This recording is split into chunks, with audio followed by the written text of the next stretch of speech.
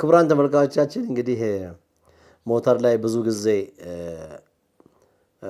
እናገራለን እስከ ህይወት ማጥፋት የሚደርስ ስለሆነ ሞተር ላይ ጥንቃቄ ብታደርጉ እንደዚህ አይነት አደጋዎች ይደርሳሉ እንደዚህ ለፈንም ቢሰሩ አንዳንድ ጊዜ ጥንቃቄ ነው እንግዲህ ወደ ኋላ ሲመለስ ድንጋይ ከኋላ ቢኖር ጭንቅላቱን ቢመታው እስከ መሞት አደጋ ሊደርስ የሚችል ስለሆነ ነው ወደሚቀጥለው ቪዲዮ ይላል Meu Deus do céu. Ô, cara, eu tô de Boi bravo do caralho, meu irmão. Oxi.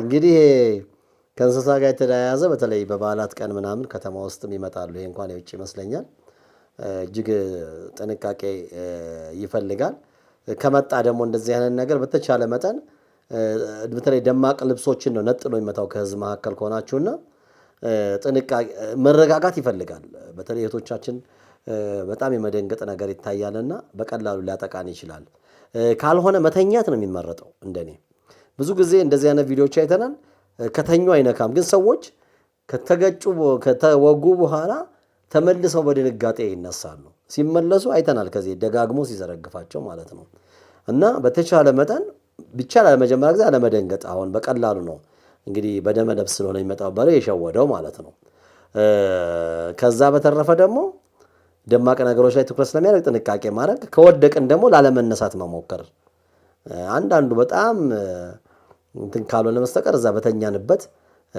የሚወጋበት መንገድ ስለሌለ ማለት ነው ወደሚቀጥለው ቪዲዮ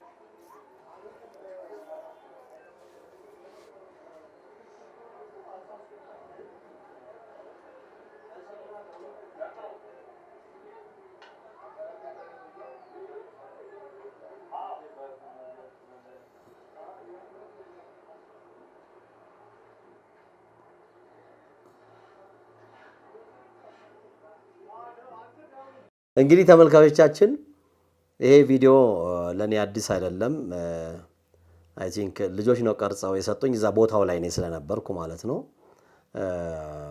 ይሄ ምናየው ትራፊክ እየፈታ ነው ታርጋ እንደምታዩትና ታርጋ የሚፈታውም የስላሴ ቤተክርስቲያን መግቢያ ላይ ከወክማ ጀርባ በላይኛው በወክማ በኩል ከሱ ጀርባ ባለው መንገድ ላይ ነው እንግዲህ መንገዱ ላይ እንደምታዩት በርካታ መኪኖች ነው እዛ ጋር የሚያቆሙት በዚህ በኮሪደር ልማቱ በኋላ ከ4 ኪሎ እስከ መገናኛ ከ4 ኪሎ እስከ ሜክሲኮ መኪና ማቆም አይቻልም እንደምታውቁት በርግጥ አንዳንድ የፓርኪንግ ልማቶች ተሰርተዋል ፓርክ የሚደረጉ መሰረተ ልማት እየተገነቡ ነው ግን ሩቅ ናቸው ለሰዎች አመቺ አይደሉም እንግዲህ እነዚህ ትራፊኮች ደግሞ ጠይቀው ነበር ይሄንን ትራፊክ ለምንድን ነው የምትፈታው እዚህ ጋር ለረጅም ጊዜ ብዙ መኪናዎች ነው የሚቆሙት እና እንደውም ከሄድኩ በኋላ ዞሬ መጥቼ ነውና ለማወቅ ነው ለምንድን ነው በያናግሬው ነበር ምንስ ህግ አለው እዚህ ውስጥ ለመከታ ምክንያቱም ወደ ስላሴ መግቢያው ላይ ስላሴ ቤተክርስቲያን ግንባታ በነበረ ጊዜ ለረጅም ጊዜ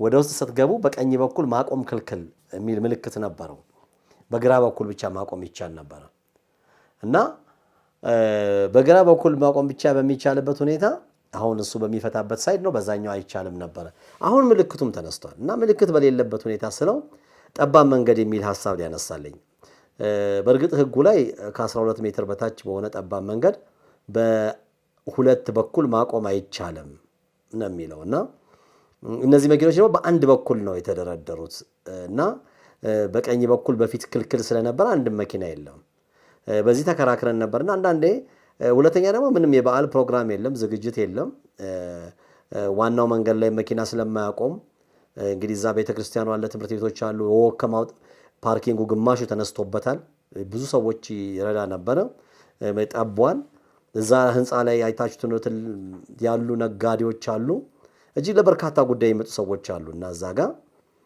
ምናልባት አንዳንድ ጊዜ ከስብሰባዎች ጋር በተያያዘ እዛ አካባቢ ፓርላማም የምናካይ ስለሆነ ህብረተሰቡ የሚገነዘበዋል የተለያየ ጉዳይ ቢኖር ቢከለከል ችግር የለውም ግን የዛን ቀን እንደምታዩት ጭር ያለ ነው ባዶ ነው በርካታ ሰዎች ልጆቻቸውን ትምህርት ቤት ሊያስገቡ ወክማ ሊገቡ እዛ ህንጻዎች ላይ ሊገበዩ እዛ ጋር ቆመዋልና የሚከለከልበት ምክንያት እኔ በፍጹም ለመወያየት ሞክሬ ነበር አይታየኝም እና አንዳንዴ ትራፊኮቻችንም የተሰጠው ህግ ቢኖር እንኳን አንደኛ ይሄ የጠባብ መንገድ የሚለው ነገር ኮምፓውንድ ውስጥ ይገባሉ። ይሄ ግቢ ነው። አይታችሁት ከሆነ እንደውም በፊት የስላሴና የወኩማ በጋራ እንደዚህ አጥር ነገር ነበረው እና ግቢ በነበረ ነገሮች ውስጥ ወደ ውስጥ በሆነ ነገር ውስጥ በአንዱ ሳይድ መኪና ካልቆመ በሁለቱም ሳይድ ካልቆመ በስተቀረ ቢቆም ምን ችግር አለው? አንዳንዴ ትራፊኮቻችንም ማስተዋል ይገባናል። ጥሩ ትራፊኮች አሉ የሚያስተውሉና በጣም በርካታ ታርጋዎች ነው የፈታው። አንዳንዶቹም የነበሩ ቦታው ላይ የነበሩ አንስተው ሄደዋል እና እንደምታዩት ደግሞ በጣም የሚያሳዝነው እንግዲህ በቤተክርስቲያኑ ሰጠኝ ነው የሚለው። ቤተክርስቲያን ሰዎችን ጠይቄ ደግሞ በግለሰብ ደረጃ ነው ለማን እንደሚገባም ገንዘብ አይታወቅም። የቤተክርስቲያኑ ልብስ የለበሰ ፓርኪንግ አለ። ይሄ የምታዩት ቢጫ የለበሰው ልጅ ፓርኪንግ ቆሟል፣ ትራፊክ ይፈታል። እንግዲህ ቤተክርስቲያኑ ሰዎች ደግሞ ያው አንዳንዶቹ አናውቀውም ብለዋል። ፍቃድ አለኝ ተሰጥቶኝ ነው ብሎ የቤተክርስቲያን ፓርኪንግ ብሎ የቆመ ልጅ አለ። እሱ አቆሙ ይላል፣ ትራፊኩ ይከሳል። ክቡራን ተመልካቾቻችን ይህንን አጋጣሚ ቀርጸን እኛ ይህን መረጃ ከሰራን በኋላ የዛኑ ቀን የሚመለከታቸው አካላት መጥተው ምልክት ተክለው በዚህ በስላሴና በወክማ ጀርባ በአንድ በኩል ፓርክ ማድረግ እንዲቻል ፍቃድ የሰጡ መሆኑና ምልክት መተከሉንም መረጃ ልከውልናል። ለማንኛውም በምንም ይሁን በምን እኛ መረጃ ያደረስናቸውም ሰዎች ነግረው ይሁን ይሄንን ፍቃድ በመስጠታቸው ፈጣን ምላሽ በመስጠታቸው ምስጋና እናቀርባለን። አንዳንዴ አሁን መሰረተ ልማቶች በደንብ የተስፋፋው ነው ያሉት። ባለፈ አልፎ ለምሳሌ ስቴዲየም መስቀል አደባባይ ጋር ፓርኪንግ ሰፊ ተሰርቷል። እዚህ ቤተ መንግስት ጋር ተሰርቷል። እንዲህ አይነት ሰፋ ያሉ ነገሮች ላይ አሁን በቅርብ ርቀት ካሉ አሁን ስቴዲየም አቆሞ ሰንጋተራ ለመሄድ በጣም ይከብዳል። ፓርኪንግ የለም። አንዳንድ ቦታዎች ላይ ተሽከርከራችሁ እኔ በቀደም ቀይ መስቀል ጋር ሄጄ ዞር መኪና መቆም ያጣውና አንድ ሰውዬ እንደዚህ ሲዞር አይቸው መኪና ማቆም እኔም እኮ ደም ልሰጥ መጥቼ መኪና ማቆም ያጣው ብሏልና ራሱ የቀይ መስቀሉ ግቢ ውስጥ ልገባ ስላለ በፍጹም የግለሰብ መኪና ይገባም ብሎኛል። ድሮ ያስገቡ ነበር ብለውኛል አለ። ድርጅቶች ቦታውን ዘግተዋል። እዛው ጋር ደግሞ ስትሄዱ ስቴዲየም ዙሪያውን ታጥሮ ተቀምጧል። አንደኛ ስፖርት ባህልና ስፖርት ነው የከለከለው። ባህልና ስፖርት ፓርኪንግ ባለፈው በተደጋጋሚ ፓርኪንግ ሊያገኝበት የሚችል ቦታ ነው። ለምን እንደተዘጋ ይታው ታጥሮ ወይ ፓርኪንግ አልተጀመረበት ወይ ለህንፃ አልተሸጠ። ስቴዲየሙ ኳስ ጨዋታ ቆሟል።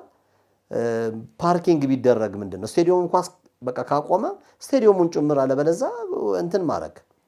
ፓርኪንግ በጣም ችግር አለ። ሰዎች በዚህ ደግሞ በርካታ ነጋዴዎችም እየከሰሩ ነው። ለምን መኪና ካላቆመ ቤት በኩል መጥቶ ይሰጣቸዋልና የእግረኛ መንገድ ላይ ረጅም ዓመት ስንጮህበት በጣም ትልቅ ስራ ተሰርቷል። በቃ በውጭ ስታንዳርድ የተሰራ ይሄ በጣም ሊያስመሰግን ይገባል። ግን ለአሽከርካሪዎች በጣም አንደኛ የከተማዋንም የአዲስ አበባ ከተማንም እንቅስቃሴ እየገታው ነው። በከተማ ደረጃ ኪሳራ ላይ ያገባል። በትራንስፖርት እንዳይጠቀም ሰው ደግሞ ትራንስፖርት ዋጋ በጣም ጨምሯል። ትራንስፖርት እንደ ልብ አይገኝም። አሁን አውቶቡሶች ጥቅጥቅ ብለው እንደ እስያ ሀገራት እንደምናየው ሰው ጠቅጣቂ ሁሉ ያስፈልጋል ላይ ተጭኖ ካልሆነ በስተቀር አልተቻለም። ይሄ ነገር ይታሰብበት። በተለይ ደግሞ በእነዚህ በመንፈሳዊ ቦታዎች ደግሞ ከዚሁ ጋር ተያይዞ ቦሌ መድኃኔዓለም የገጠመን ደግሞ ነገር አለ። አሁን እንደው ቪዲዮውን እስኪ እንየውና ይሄ ቦታ ላይ እንግዲህ ምንድነው የሆነው አይታችሁ ከሆነ ምእመናኑ አጎንብሰው ጸሎት ላይ ናቸው። መኪና መግባት አይችልም። ዋናው መንገድ ላይ ማቆም ስለማይቻል መኪኖች እዚህ ጋር እንደምታዩት 1-2-3 መኪኖች ጸሎት እስከሚጨርሱ ጨርሱ ቆመዋል። እና የቤተ ክርስቲያኑ የሰጠኝ ነው ይኸው እንደዚህ እንደምታዩት በኮንፊደንስ አስተናጋጅ ነኝ የሚል ልጅ ከዚህ ከመኪና የወረዱት እኔም ጓደኞቼም ነበር ወርደን ሰው እስከሚጨርስ ቆመን ነበር። በጣም እየጮኸ ሰው ጸሎት ላይ ነው ያለው። ምንም ኤቲክስ የለውም። ይጮሃል፣ አንሱ ይላል። ከዛ አረተው ይሉታል። አንደኛ በጸሎት ሰዓት አይገባም መኪና፣ ይሄ ማለቅ አለበት፣ በሰው ላይ አይነዳም። ታገስ ሲባል ከምን ሄዶ ትራፊክ ይዞ መጥቶ ታርጋ ላይ ያስፈታ ሁለቱን። ትራፊኩ አስረድተው ሰው ስለቆመ ነው ምናምን ተብሎ ትራፊኩ ሄደ። ከዛ የቤተ ክርስቲያኑን ሰዎች ላይ እንደዚህ አይነት ኤቲክስ የሌለው ሰው ምናምን ፓርኪንግስ እንዴት ትቀጥራላችሁ ትጠይቃላችሁ ብለን አናግረናቸው ነበረ። እነዚህ በኮሮና ጊዜ ግና ምናምን የአካባቢ ወጣቶች መልካም ወጣቶች ተብለው የገቡ ወጣቶች ናቸው። በእርግጥ መልካም ሰዎች መልካሞች አሉ። እንግዲህ እነዚህ ግን ከቁጥጥራችን ውጭ ሆነዋል የሚል ነው። አንዳንድ የቤተክርስቲያኑን ሰዎች ጠይቄ ያገኘው ከቁጥጥራችን ውጭ ሆነዋል፣ በቃ እኛም አልቻልናቸውም ነው። እና ይሄም የቤተክርስቲያን አስተዳደር የሚመለከታቸው አካሎች ወደ ሕግ ሄደው ከአቅም በላይ ከሆነ እንደዚህ አይነቱን ከቤተክርስቲያን ጋር ግንኙነት የሌለውን የሚያስቸግር ሰው በሕግ መፍታት ነው እንጂ ያለባቸው ጉልበተኛና እንትን ገብቶ እሱ እንግዲህ የሚያስበው ውስጥ ገብቶ ሲወጡ ገንዘብ የሚያገኘው ስለ ፓርኪንጉ ነው ያሰበው። ስለ ቤተክርስቲያኑ ስለ ምእመናኑ እዛ ስለሚመጣው ምንም ግድ የለውም። እና ይሄ የፓርኪንግ ነገር እምነት ተቋማት ላይ ገብቷል። በየመንገዱ ከዚህ ቤት ብየዋለሁ። አንዱ በየማደያው ላይ ወረፋ አስጠብቀናል ገንዘብ አምጡ የሚሉ አሉ። በስርዓት ሆኖ ቢጠቀሙ ምንም ችግር የለብኝም። እኔ በስርዓት ሆኖ መንገድ ላይ ደግሞ በጣም ብዙ የሚተዳደሩ አሉ በፓርኪንግ በስርዓት ሆኖ ቢሆን ጥሩ። አንዳንድ ቦታ ላይ የትራፊክ ማኔጅመንት የሚባል ትንሽዬ ሊወራረድ እንኳን የማይችል አሽከርካሪዎች ብዙ አሽከርካሪዎች ስራ እየለቀቁ ነው፣ ፈንድ ሳይደረጉ እየቀሩ ለማን እንደሚገባ የማይታወቅ አነስተኛ ትኬት በስርዓት ታርጋ ምናምን ያልተጻፈበት ሁሉ እየገቡ በጣም ችግር እየተፈጠረ ስለሆነ ይሄን የሚመለከተው አካል እኛ በተደጋጋሚ ትራፊክ ማኔጅመንትም እንዲሁ አንዳንድ ቦታው ለመንገር ሞክረናል። በቃል እዚህ ይምጡ መወያየት እንችላለን። ይሄን ነገር ትራፊክ ማኔጅመንትም አዲስ አበባ ትራፊክ ቢሮም እንደዚሁ አዲስ አበባ ፖሊስም ተነጋግረውበት የመጣ መመሪያም ካለ በሕግና በደንቡ ቢሆን እዚህ የትራፊክ የፓርኪንግ ነገር እና የቦታ መቆሚያዎች ነገር መንግስት ቢያስብበት። ምክንያቱም እጅግ በርካታ ሮሮዎች በየማህበራዊ ሚዲያው እንሰማለን እና ያው ዞሮ ዞሮ ጥቅሙ የእግረኛው መንገድ እንደጠቀመው ሁሉ ለመኪና ፓርኪንግ ግን ባካችሁ ይታሰበበት። ብዙዎች እያለቀሱ ነው። የአገሪቷ ኢኮኖሚ እስከ መጎዳት ድረስ ደርሷል። ነጋዴዎች እየተጎዱ ነው። የብዙ ሺህ ሰዎች ህይወት እየተነካ ነውና ይሄን ነገር ቢስተካከል እንላለን።